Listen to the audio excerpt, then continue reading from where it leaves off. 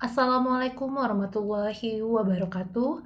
Halo sahabat sharing on me. Hari ini kita akan membahas soal kuis tentang standar kompetensi dokter Indonesia yang sudah pernah di-share di Instagram sharing on me. Adapun kuisnya, seorang dokter yang ingin bergantian sip jaga menerangkan kepada rekannya tentang pasiennya dan tindakan yang harus dilakukan terhadap pasiennya.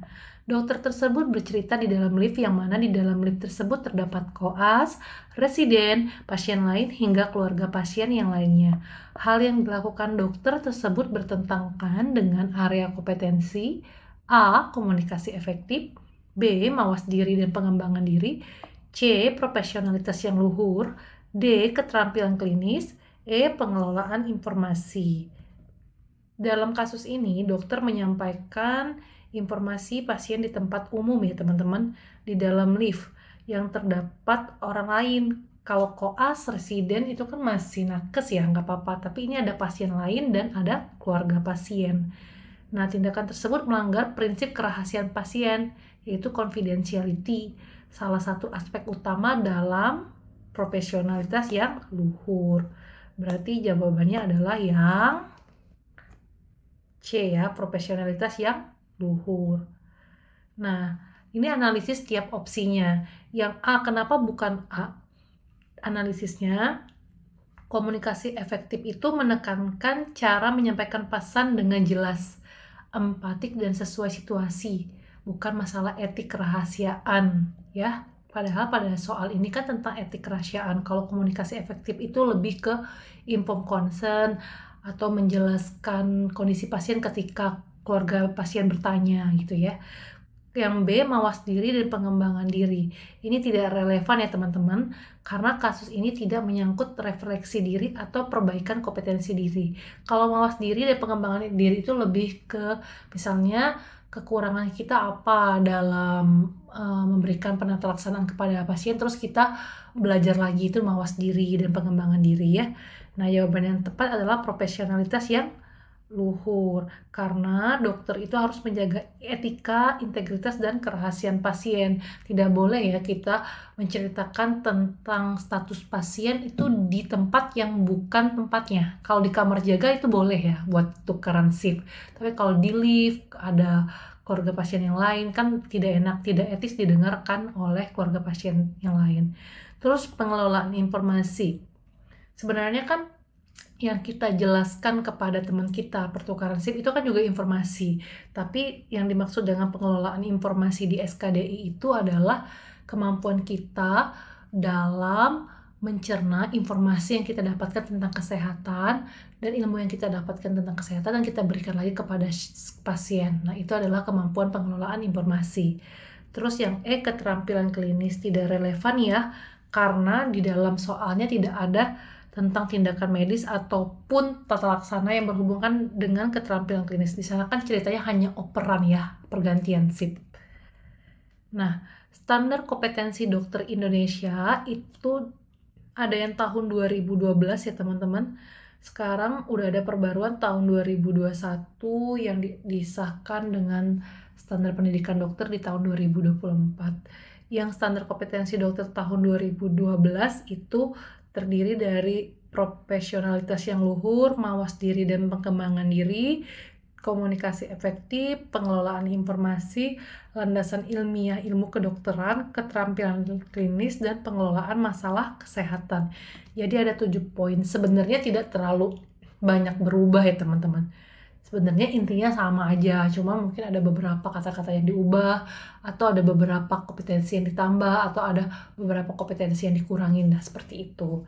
Nah, kalau yang di 2021 atau yang diabadikan di standar pendidikan yang 2024, itu seperti ini teman-teman. Ada 3 poin goals-nya itu. Yang pertama adalah kesehatan individu, yang kedua kesehatan keluarga, yang ketiga membentuk kesehatan masyarakat dan komunitas. Untuk mencapai 3 goals kesehatan ini, maka seorang dokter itu harus menguasai 3 poin penting. Yang pertama itu masalah personal dan profesional. Yang kedua intelektual, analitis, dan kreatif. Yang ketiga teknis. Nah, di setiap poin-poin ini juga ada poin-poin kecilnya. Kalau teknis itu kita harus menguasai keterampilan klinis, harus menguasai komunikasi efektif, harus menguasai pengelolaan masalah kesehatan. Kalau intelektual itu ada pengelolaan informasi, ada literasi teknologi informasi dan komunikasi, ada literasi sains. Kalau personal dan profesional itu ada landasan ilmiah ilmu kedokteran, profesionalitas yang luhur, mawas diri dan pengembangan diri, kolaborasi dan kerjasama, keselamatan pasien, dan mutu pelayanan. Jadi ada 11 poin kecil ya teman-teman. 1, 2, 3, 4, 5, 6, 7, 8, 9, 10, 11. Nah, tepat. Nah, komunikasi efektif. Apa itu komunikasi efektif? Ini saya sudah menggunakan yang keputusan Konsil Kedokteran Indonesia nomor 193 KKI tahun 2024 tentang standar pendidikan profesi dokter Indonesia, teman-teman. Sebenarnya nggak beda jauh sih dari yang 2012. Nanti yang 2012 tetap kita akan bahas, tapi materinya saja ya di video YouTube yang selanjutnya. Area kompetensi efektif itu apa, teman-teman? Yaitu kemampuan membangun hubungan, menggali informasi, menerima dan bertukar informasi, bernegosiasi, serta persuasi secara verbal dan nonverbal, menunjukkan empati kepada pasien. Nah, poin pentingnya itu adalah kita mampu menjelaskan atau mampu berkomunikasi secara verbal maupun nonverbal. Verbal itu kan ucapan kita, nonverbal itu misalnya gaya tubuh, mimik wajah, dan sebagainya, yang menunjukkan empati kepada pasien, anggota keluarga, masyarakat, dan sejawat dalam tatanan keragaman budaya lokal dan regional. Nah, komunikasi efektif itu ada poin-poin kecilnya lagi, yang capaian pembelajaran yang harus dipahami oleh seorang dokter untuk mencapai standar kompetensinya, yaitu yang poin pertama, berkomunikasi dengan jelas, efektif dan sensitif, serta menunjukkan empati terhadap reaksi saat berkomunikasi dengan pasien dan keluarganya, sejawat dokter atau profesi kesehatan lainnya. Berkomunikasi efektif serta menunjukkan empati pada kondisi pasien dengan masalah mental atau keterbatasan fisik. Yang ketiga, menyampaikan informasi yang terkait kesehatan termasuk berita buruk, inform concern, dan melakukan konseling dengan cara yang santun, baik, dan benar pada pasien dan keluarganya, serta masyarakat umum. Nah, jadi yang komunikasi efektif tidak sesuai ya teman-teman dengan soalnya tadi, karena komunikasi efektif itu lebih ke cara kita menjelaskan ke pasien tentang misalnya kondisinya, atau menjelaskan menjawab pertanyaan dari pasien, inform consent gitu ya teman-teman. Itu kalau komunikasi efektif. Nah, poin selanjutnya, poin keempat, berkomunikasi dengan menunjukkan kepekaan terhadap aspek biofisiko, kultural, dan spiritual pada pasien dan keluarga.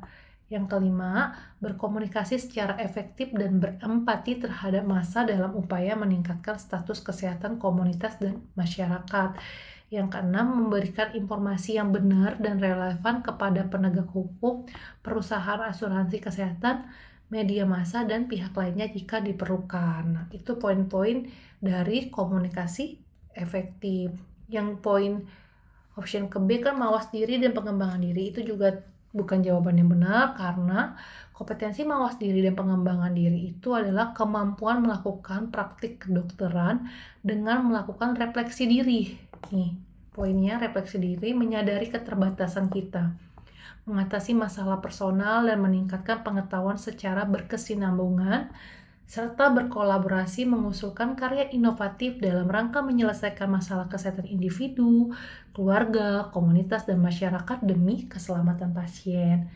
Nah, lebih ke kayak misalnya kita belum tahu tentang penyakit TBC misalnya nih, tapi di daerah kita banyak pasien TBC, maka kita mengikuti seminar yang membahas tentang TBC. Nah, itu disebut dengan mawas diri dan pengembangan diri. Kita sadar diri kalau kita belum terlalu memahami materi itu, maka kita belajar. Sama kayak tentang standar kompetensi dokter Indonesia. Kita belum tahu nih standar kompetensi dokter Indonesia itu poinnya apa-apa aja.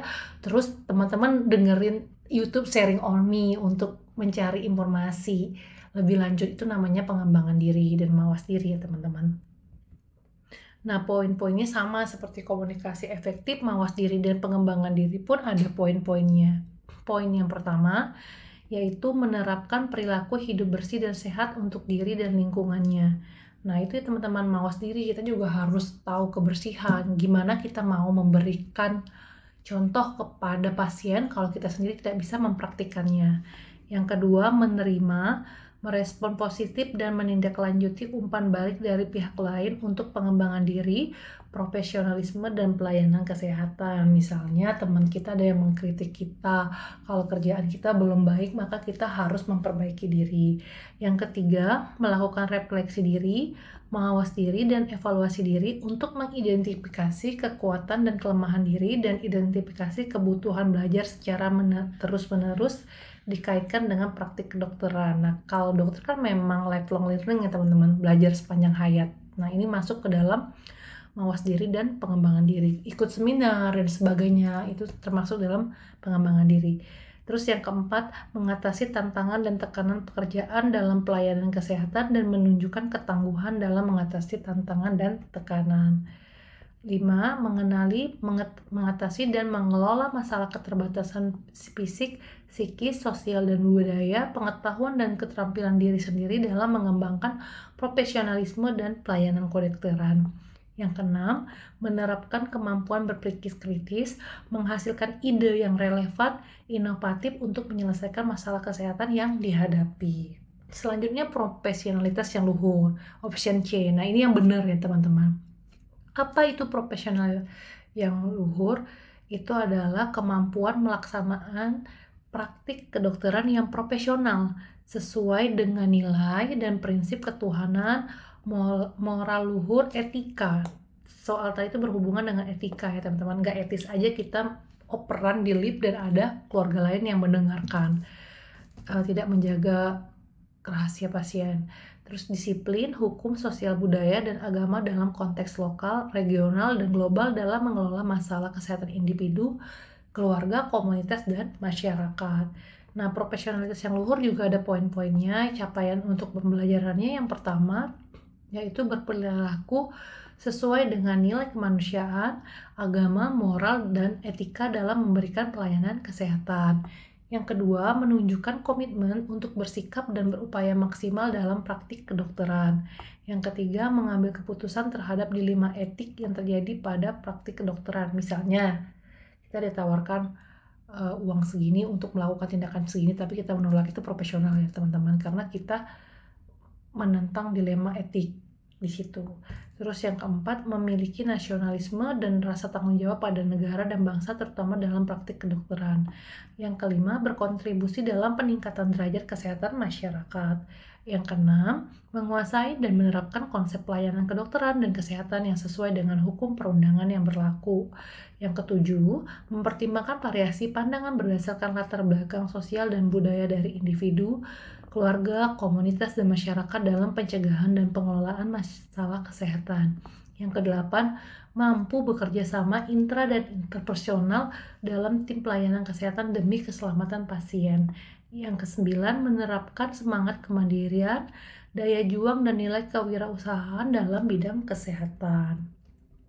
Yang ke-D, keterampilan klinis. Nah, keterampilan klinis itu adalah kemampuan melakukan prosedur klinis yang berkaitan dengan masalah kesehatan dengan menerapkan prinsip keselamatan pasien, keselamatan diri sendiri, dan keselamatan orang lain. Misalnya di soalnya dokter melakukan suatu tindakan, tapi sebenarnya dia tidak pernah mempelajari itu dan dia mengerjakannya, maka itu yang kena keterampilan klinis ya teman-teman. Terus ada poin-poinnya. Yang pertama, menegakkan diagnosis dan diagnosis banding masalah kesehatan berdasarkan hasil anamnesis, pemeriksaan fisik, pemeriksaan penunjang, interpretasi hasil, serta memperkirakan prognosis penyakit pada pasien. Contoh soalnya misalnya di soal pasien datang dengan keluhan A sampai Z, terus kemudian itu udah jelas misalnya diagnosisnya demam berdarah, tapi dokternya malah mendiagnosis dengan diagnosis yang lain yang jauh melenceng, itu namanya yang kena keterampilan klinis ya teman-teman. Terus menulis dan mengkaji rekam medis untuk penegakan diagnosis dan tindak lanjut pasien.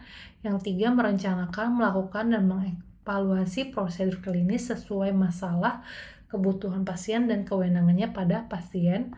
Yang keempat, menerapkan prosedur proteksi terhadap hal yang dapat membahayakan diri sendiri dan orang lain. Yang kelima, melakukan tindakan medis untuk masalah kesehatan kecelakaan yang berhubungan dengan hukum. Oke, terima kasih. Cukup sekian soal pertama pembahasannya. Untuk soal-soal lanjutnya nanti bisa kita bahas di video-video selanjutnya, dan teman-teman juga bisa bergabung di kelas seri On Me untuk kelas SKB-nya. Tapi untuk saat ini belum dibuka, biasanya kita bakal buka itu 5 bulan sebelum jadwal keluar. Oke, terima kasih, semoga bermanfaat. Assalamualaikum warahmatullahi wabarakatuh.